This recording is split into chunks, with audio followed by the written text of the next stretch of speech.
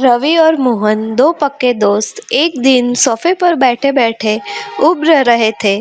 तभी रवि ने कहा, यार सुन, मैंने सुना है नूडल्स सिर्फ 2 मिनट में बन जाते हैं। चल बना लेते हैं। मोहन ने तुरंत रसोई की ओर छलांग लगाई।